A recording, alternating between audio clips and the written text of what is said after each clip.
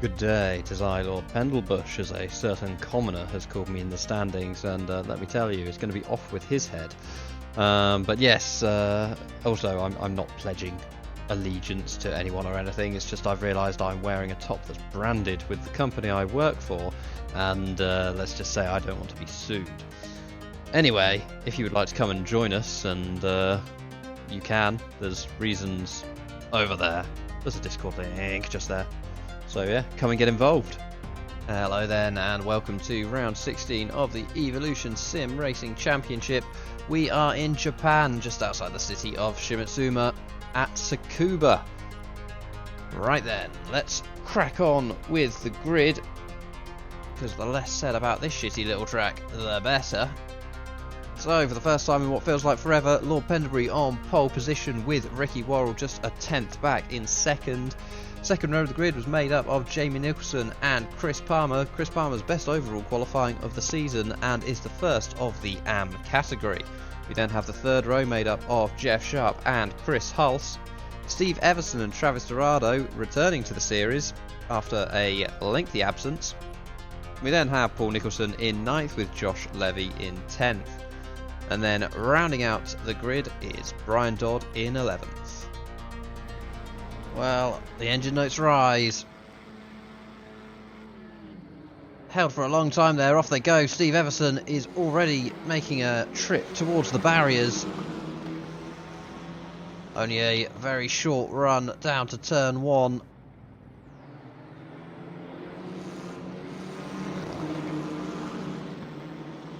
Looks like a largely event-free opening first turn down to the next hairpin. Essentially all this track is hairpins. Just varying degrees of severity. Let's take a look at that race start then.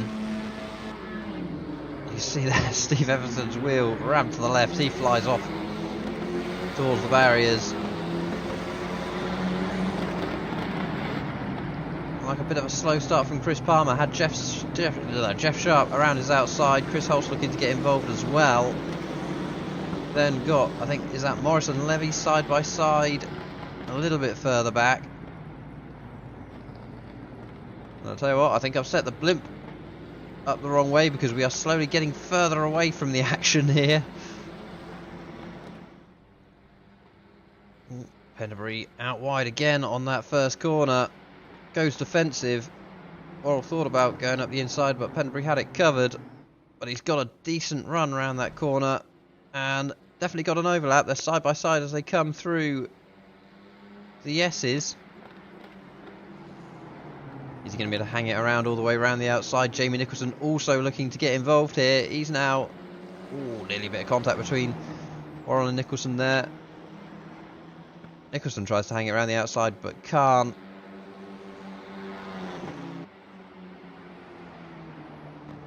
And in attacking Pendlebury, Worrell has now invited the sustained pressure of Jamie Nicholson. In practice, Nicholson was definitely packing some pace. And towards the hairpin they go. Worrell goes in deep, looks to try and switch underneath Pendlebury. Pendlebury pulls to the right hand side to maintain the defensive line.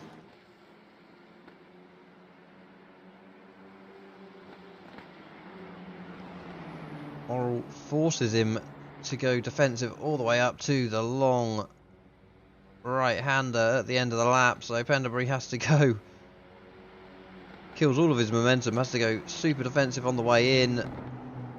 Oh, Jamie Nicholson practically pushing Worrell around the turn there, and that may well have helped because Worrell is once again alongside Pendlebury through the S's.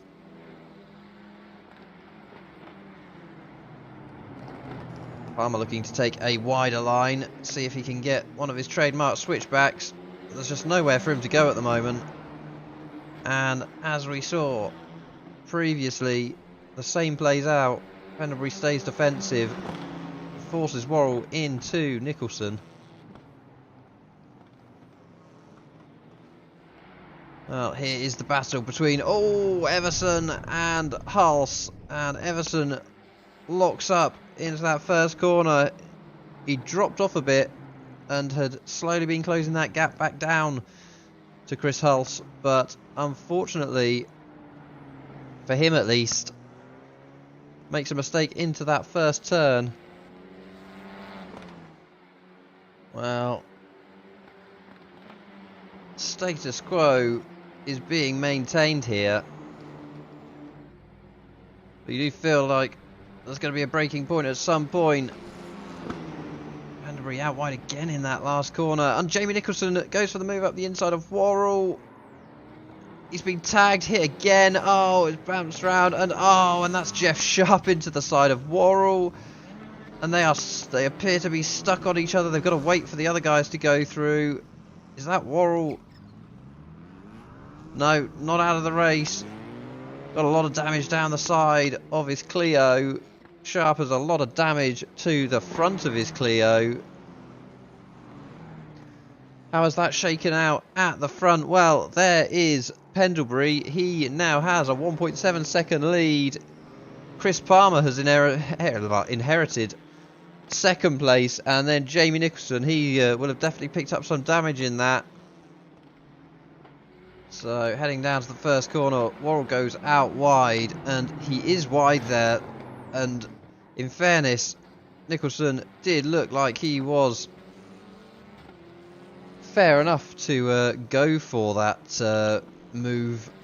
Worrell wasn't expecting him to be there, turned in, the old vortex of death or whatever it's called, closed in on Nicholson. That spun Worrell around. And yeah, unfortunate, particularly for Jeff Sharp there, the completely innocent party in all that. Well, despite the damage, Jamie Nicholson has managed to close back in on Chris Palmer, which is no mean feat. Palmer has got some serious pace in these Clios. You know, just a reminder, Chris Palmer in the AM category, leading AM class as it stands, second overall, currently 2 seconds back from leader Pendlebury, but holding off Jamie Nicholson, it was just 0.3 of a second back.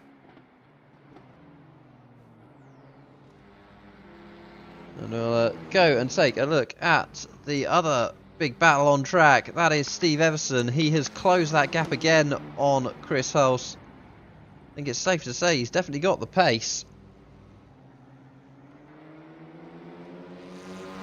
But every time he gets close to him, a slight error has dropped him back a little bit. Through the S's they go. Takes a wider line than Hulse through there, so it means he can carry some more momentum as he goes through this section here under the Dunlop Bridge.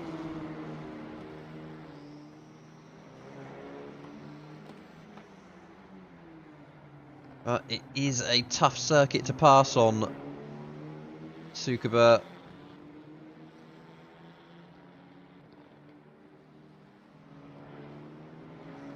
Always seems to get close around this section of the lap as they go into that long final turn. Hulse taking that wider line, cuts in, means he can maintain good momentum and then just extends that lead as they go down to turn one. Ooh, locks up a little bit there. Everson had to get out of it. Now taking a look at the battle for 6th place after those issues. Jeff Sharp, you'll recall, pulled away ahead of Ricky Worrell, but Worrell has closed that gap in, got damage down, well, both sides there. The right hand side from Jamie Nicholson, the left hand side from Jeff Sharp. But yes, he has been closing this gap back in and looks to the inside as they get to one of the copious amounts of hairpins. Sharp looking to switch back underneath. Has he got an overlap? Just about. Can he cling on as they head down to the final turn? He can't. I imagine he is losing some pace due to that damage, Jeff Sharp. But that is up to 6th place for Worrell. Sharp looking to come back at him.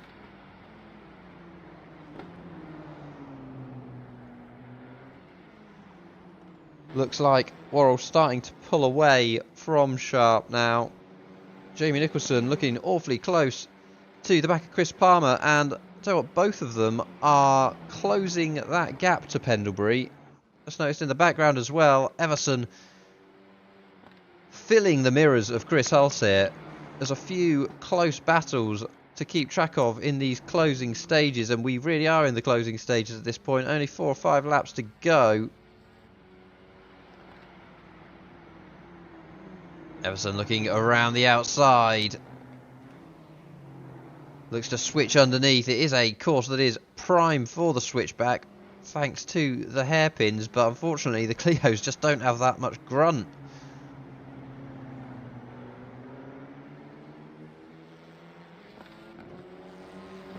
Looks like Hulse is holding him off for the moment. Let's go back and take a look at the battle for the lead, and I tell you what, we've only been away from this battle for 30 seconds or so, but Palmer has closed the gap by another half second just under, and all of a sudden what looked like it could have been a gentle cruise to the end for Pendlebury has not.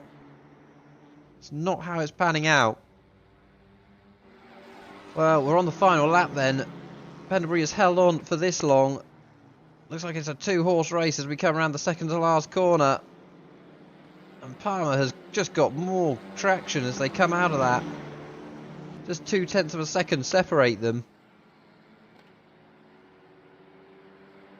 Palmer looks to the inside. There's not a huge braking zone there at all though. And looks like Pendlebury is going to cling on. Indeed he does. Across the line he comes. Palmer second, Nicholson third. Let's take a look at the battle between Chris Hulse and Steve Everson for 4th place. And he has huffed and he has puffed, but just not being able to find a way past Chris Hulse. Excellent defending from him. That's Ricky Worrell in the background across the line. Well, a race full of some exciting racing. But let's take a look at the standings then. Standings, final race classification. Always get that wrong. Well, indeed it was. Lord Pendlebury, he came across the line in 1st place. Had to do some staunch defending, firstly against Ricky Worrell, then against Chris Palmer. Chris Palmer, our 2nd place finisher overall, but with a class win for the AM category. Then it was Jamie Nicholson, he came home in 3rd, rounding out the podium. Then Chris Hulse in 4th with Steve Everson in 5th. They came home in 2nd and 3rd in the AM category. Ricky Worrell, after his Jamie Nicholson and Jeff Sharp woes, recovered a position off of Jeff Sharp to come home 6th. That was then Jeff Sharp in 7th. Travis Dorado, as said at the start, returning to the series, his first race in a long old while. He came home in 8th. 9th was Paul Nicholson and Brian Dodd in 10th. Josh Levy struggling with the car, not much practice unfortunately for him. He came home in 11th. We will take a short break and be back for the feature race in just a second.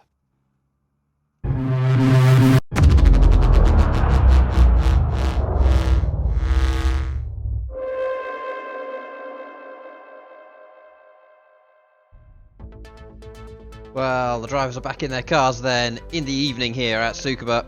Round 17, 45-minute sprint race with a mandatory pit stop. Guess that livery time then. Well, that's Travis Dorado. He is heading up the grid. It is then Josh Morris, I believe, because did he come into this 2nd race? Who knows? I should know. No, I think it must be Josh Levy. Yes, it is Josh Levy. I recognise the pop art livery. Anyway, then we have, is that Brian Dodd? I think it is Brian Dodd with Paul Nicholson then in 4th. 5th place is Chris Palmer with Jamie Nicholson in 6th. Chris Hulse is in 7th with Steve Everson in 8th. We then have Ricky Worrell in 9th, Lord Pendlebury in 10th, and Jeff Sharp in 11th. Now, Let's see how they get on away from the lights. And off they go. Looks like a good start from Ricky Worrell there towards the back. Down towards turn 1 they go. Looks like Dorado has managed to get round there. Oh, there's definitely heard a bit of crash, bang and wallop. Oh, that's Ricky Worrell being forced out wide there by Jamie Nicholson. Penderbury alongside Hulse in the background. That is Paul Nicholson up the inside of Chris Palmer. Oh, there's a bit of contact there between Dodd and Palmer. Oh, and lose that round into the barriers. Looks like Steve Everson, it is indeed, finds reverse. He'll carry on, but away off the pack. Chris Palmer looking up the inside of Brian Dodd. Worrell looking up the inside of Brian Dodd because it was actually Chris. Oh, there's more banging and bashing. It was Chris Palmer up the inside of Paul Nicholson, not Brian Dodd. Worrell managed to get past both. Palmer managed to get past Paul Nicholson. Just Dorado, though, made a pretty decent start there. Josh Levy holding on to second for the moment, but the fast Chris Palmer is there too. We've got Jeff Sharp and Chris Hulse alongside each other. Paul Nicholson has dropped down to the back of the grid there. Rumour has it that he got a slowdown. Let's bring up some race info. That'll help me out a lot. And as you can tell by the colours of the intervals, they're all bloody close to each other. Other than Steve Everson, who's got knocked off the back. Looks like Penderbury has just made a move on Brian Dodd. Oh, are we 3 wide? We are 3 wide. Oh, I'll tell you what, Penderbury almost got collected there. Who was that?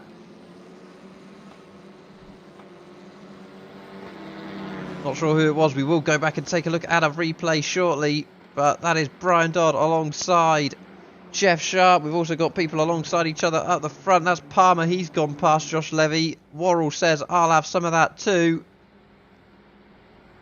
Jamie Nicholson also looking at getting involved. Oh, Nicholson straight on into the barriers. Not sure what happened to him there. Maybe locked up under braking. It is very easy to do in these vehicles. Charis Dorado, though, he is doing pretty nicely. He got a 1.3 second lead after the first couple of laps. Jeff Sharp looking around the outside of Jamie Nicholson. Looks like Nicholson is down on pace. And who's that going straight on? That is Josh Levy. Well, here they were then, off the line. More of a mixed bag of starts this time. And then we had Steve Everson, he goes up the inside of Jamie Nicholson. They're 3 wide there, and that explains why Worrell then gets forced out wide. It then gets very condensed at the very back of the grid. Also mid-pack as well. Then that's Everson goes into the back of Nicholson again. I tell you what, you think he's got a vendetta against him after those 2 corners, but then Everson gets turned. And Chris Palmer gets a pretty decent run on Brian Dodd. Looks to the inside. And he goes 3 wide again there. Dodd gets... Is that Dodd? I think it's Dodd that gets... no, maybe Paul Nicholson. It is Paul Nicholson that gets shoved out wide. So keep an eye on the number 4 car of Chris Hulse here. Jeff Sharp gets a good run. Hulse just looks to start turning in, but Sharp is there. And as much as I'd love to blame Sharp for that, because God knows I love blaming Sharp for things, can't really in that instance. He didn't have anywhere to go. Back to the live action then. And we join this battle for the front. Dorado leading, but might not be for that much longer. Chris Palmer up the inside as they go down the back straight. Who's going to be the last of the late breakers? It looks like it's Palmer. Dorado having to go round on that wide line. Worrell will also look to get involved here. Looks like Dorado's got some decent momentum on that wider line, but I think Palmer has the inside line. Indeed he does. Worrell took the wider line in. There's more bumping between Worrell and Dorado. Through the infield section they are now coming. Jeff Sharp will be hoping that this continues to rage on. He's 2.2 seconds back at this point. Dorado runs a little bit wide there. That'll kill a little bit of momentum. Also didn't put him in the optimal line, and that means that Worrell is all over him, and Worrell goes for the dive. That was a very nice looking move. He gets it stopped. There's more bumping again.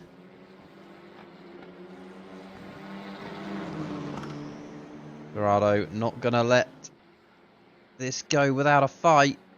Takes a look to the inside, stays on that inside line, but Worrell is fast into that corner, so no doing. It's not a big braking zone there at all. Pendlebury now looking to the inside of Dorado. Dorado tries to shut him off. Oh, Worrell's wide. Through goes Pendlebury. 2 for 1 for him.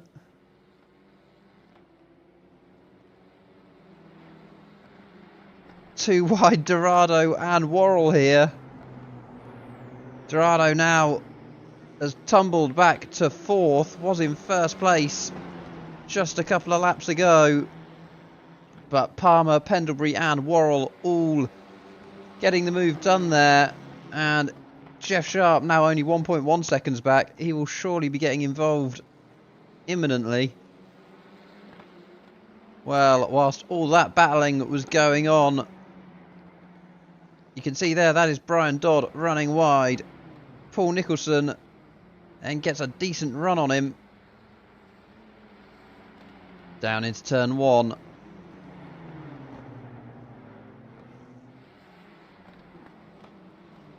And they remain side by side all the way throughout turn 1. They'll stay side by side through the kink.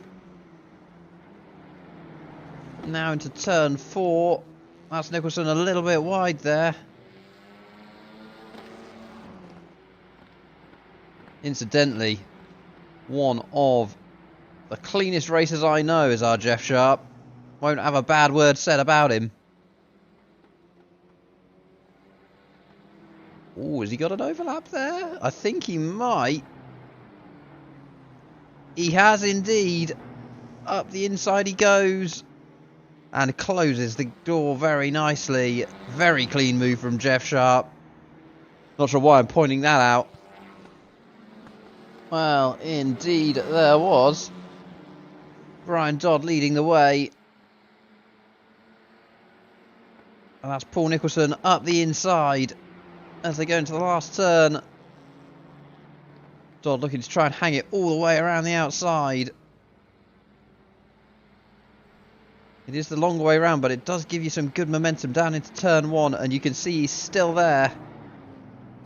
Around the outside again. This is allowing Everson to catch up with these two. They've got Josh Levy not too far ahead as well. Oh, and there's a bit of a lock up there from Dodd as they go through there. That allows few people through. Back to live we go, and exciting things happening in the battle for 6th place. Nicholson and Everson have closed the gap on Josh Levy. Levy's a bit wide there. Nicholson looking to go over him. Oh, there's contact! Oh, they're going to come back onto the track, are they? Paul Nicholson right on the driving. Ooh, that was close. Brian Dodd almost getting taken out there. Steve Everson, sparks flying out the side of his door. But, well, yeah, that car is going to need some repairs. Let's go and take a look and see what happened. So, looking down on proceedings from the chopper, I think Nicholson just doesn't quite get the drive out of there. I don't think he was expecting Everson to be there. I think he was looking for the inside line on Levy, and they both go left and into the barriers, and it was so close between Brian Dodd and Nicholson there. There's Nicholson of the Jamie variety getting these two positions. But yeah, positions lost for both of them there, dropping down to, 10th now for Paul Nicholson as he just goes past the stricken Steve Everson in 11th. So, just taking a look back at Worrell's move on Dorado earlier, it was lovely and worth another look. Made like he wasn't going to go for it, then at the last minute, pulls out. Lovely stuff from the driver of the number 22 Renault Elf Machine. So, just looking at this overtake, Jamie Nicholson on the recovery drive, gets a great run out of the final turn, and then up the inside of Brian Dodd into turn 1. Obviously had to pit already, Nicholson, which means he will have to pit again for fuel, but as it stands, he's got himself up to P8. Now, day is certainly starting to give way tonight on this one. The front three still battling away. Oh, Worrell goes for it up the inside of Pendlebury. Pendlebury able to close the door there. And I'll tell you what, he's got a pretty decent run on Palmer here. Palmer goes super defensive. Oh, and Pendlebury dives up the inside.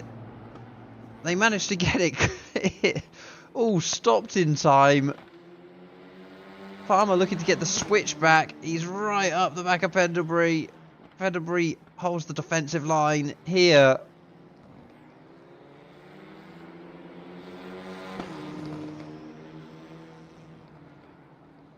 Palmer was defending into turn 1. Did Pendlebury prise the door open? We can potentially have a look at that in a minute. Oh, there's contact there. And Palmer goes straight on into the barriers. His front bumper gives up. Worrell says, thank you, I'll have both positions, please. And that's a fair bit of damage on the front of Chris Palmer's vehicle. And straight into the pits he goes. Couple of incidents there to unpack. Let's go and have a look. That's Jeff Sharp. He goes up into 3rd place after that. And I'll tell you what, Pendlebury, before we go back, is on the outside of Worrell here. Worrell, oh, neither of them anywhere near the apex there. Worrell locked up. Side by side they go through here. What can Pendlebury do on that outside line? Not too much.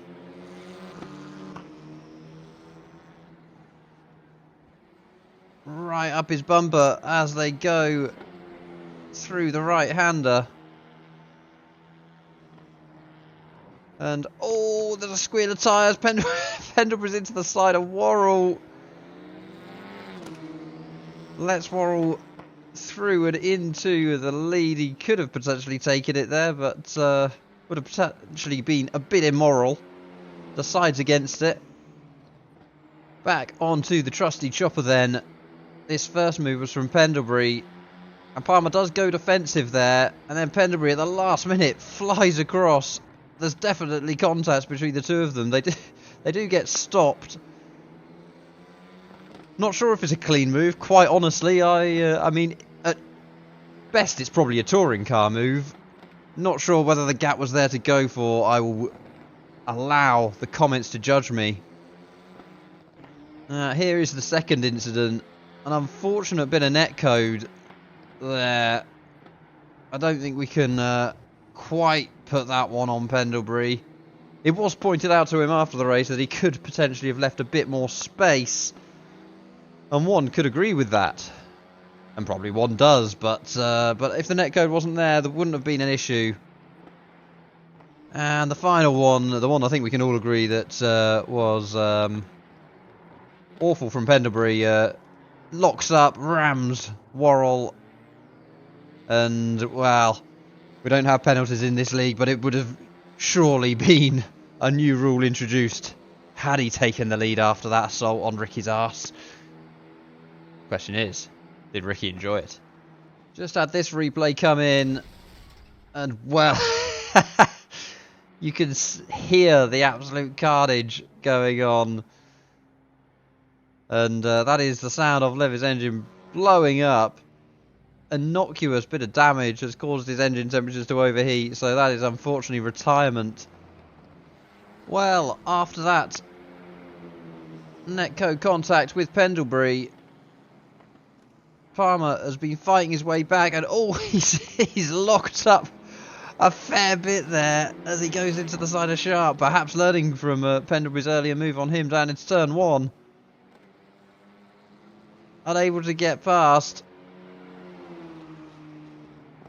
As another look up, as another look as they go into the final turn. Well, here he is then, Ricky Worrell coming down to round the final corner for the final time. He's opened that gap up to Pendlebury behind him. Once he had the breathing room, he could stretch his legs.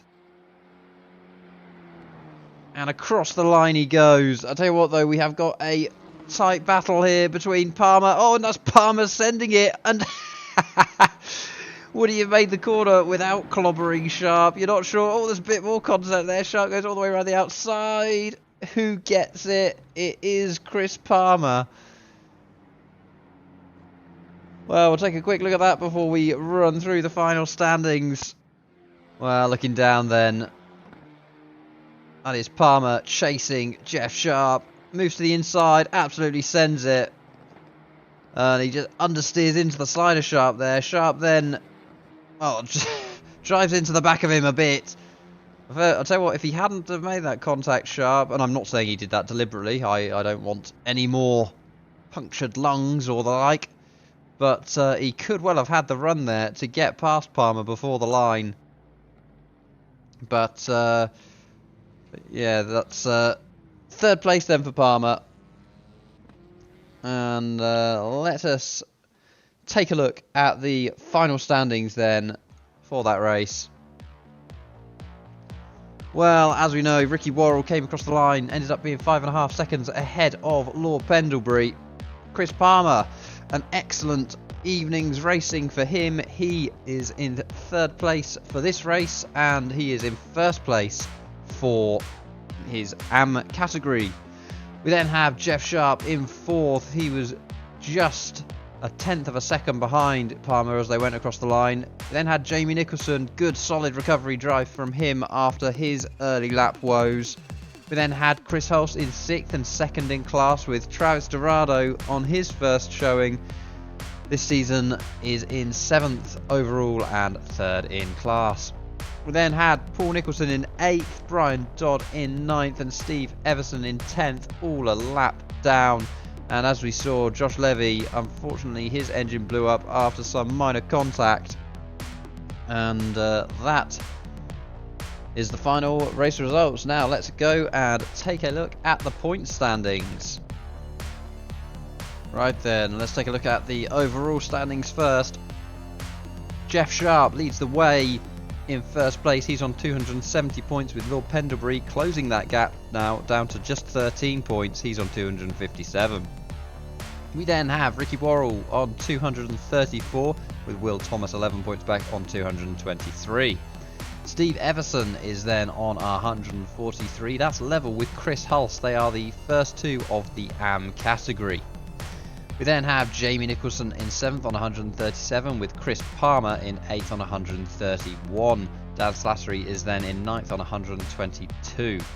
Josh Morris rounds out that first top 10.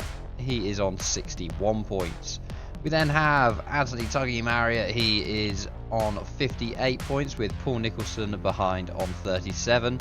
Brian Dodd is then on 33, with Martin Rigby on 28.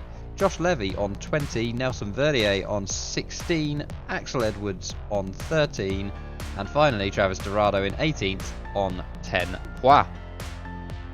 Let's take a look at the pro standings. Jeff Sharp leads the way here as well, again by 13 points, and again from Lord Pendlebury, 315 points to him to Pendlebury's 302. It's then a bit more of a gap back to Ricky Worrell on 277, with Will Thomas then a further 10 points back in fourth. Jamie Nicholson is in 5th on 180, only separated by 3 points from Dan Slattery in 6th. Martin Rigby is then on 56 points, with Nelson Verdier 20 points back on 36. And last but by no means least, it is the AM standings. So that's Chris Hulse leading the way, and you have to say it's a lead that's not going to slip. 379 points to him. That said, Chris Palmer has been putting in a hell of a showing in these final few races of the season. He is on 269 points. Don't worry too much about the crying baby. He is on the baby monitor, so I can turn it off and ignore him. We then have, and just in case you think I'm a terrible father, Jen is downstairs, so don't worry, she can clearly hear him. Steve Everson is then in third place on 241. Josh Morris is then in fourth on 161. Brian Dodd is then in fifth on 142, with Paul Nicholson just 4 points back on 138. Josh Levy is on 123 points, with Anthony Marriott then on 86, Axel Edwards on 52, and Travis Dorado on 27. Well, thank you very much for watching once more. Very much appreciated. What was I going to say? Probably what we're going to do next week. Next week we are in the GT3s and we are at the Red Bull Ring, so that should make for some racing. Anyway, we will catch you guys later. Thanks for watching.